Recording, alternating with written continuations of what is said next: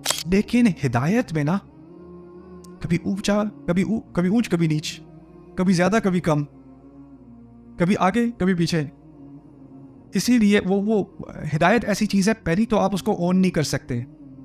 آپ علم کو کسی حد تک اون کر سکتے ہو، میرا ہے یہ علم، مجھے علم ہے اس کا. آپ زبان سیکھ سکتے ہو، آپ نے زبان سیکھ لی، آپ اس کو اون کرتے ہو، اب آپ اس کو استعمال کر رہے ہو، آپ کی ایک اونرشپ ہے اس کے اوپر. لیکن قرآن جس چیز کو ہدایت کہہ رہا ہے نا، وہ علم سے کہیں زیادہ ہے، کوئی اور ہی چیز ہے جس کو آپ کبھی اون نہیں کر سکتے. اور کیونکہ آپ اس کو اون نہیں کر سکتے اور آپ کو اس کی ضرورت ہے، تو آپ کو وہ بار بار مانگنی پڑتی ہے. اور ایک دفعہ آپ کو دے دی جائے تو وہ آپ کے پاس ہمیشہ کے لیے نہیں رہتی. علم کی طرح علم آپ کو ایک دفعہ دے دیا جائے نا، آپ کے پاس ہی رہتا ہے.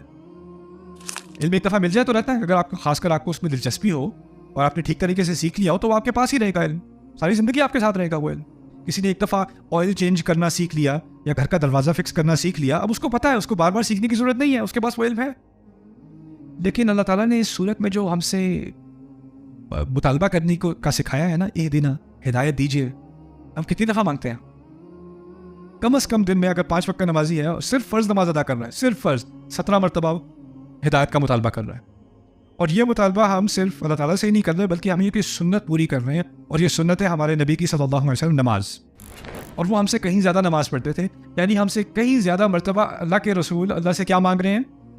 ہدایت.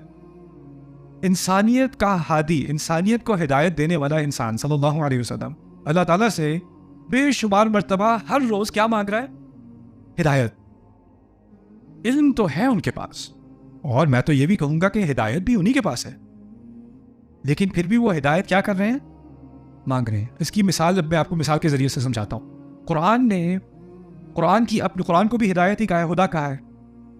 اور قرآن نے قرآن کی مثال سمجھانے کے لیے پانی کی مثال دی ہے.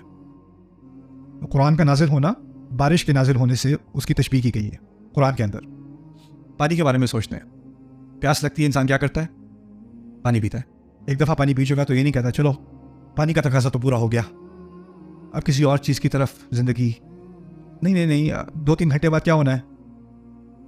پھر جسم خالی ہونا شروع ہو گیا پانی سے، دوبارہ پانی، پھر 2-3 گھنٹے بعد دوبارہ پانی، پھر دوبارہ پانی، پھر دوبارہ پانی. آپ اپنے جسم کو برقرار نہیں رکھ سکتے، زندگی برقرار نہیں رہ سکتی بغیر پانی کے. اسی طرح میری روحانی زندگی برقرار نہیں رہ سکتی بار بار کیا چیز دینے سے؟ ہدایت. اہدنا. علم رہے گا، اور پتہ ہے علم کسی کے پاس بہت زیادہ بھی ہو جائے نا، اس کا مطلب یہ نہیں ہے کہ اس کے پاس ہدایت ہے. مجھے جتنی ہدایت کی ضرورت ہے اتنی آپ کو ہے.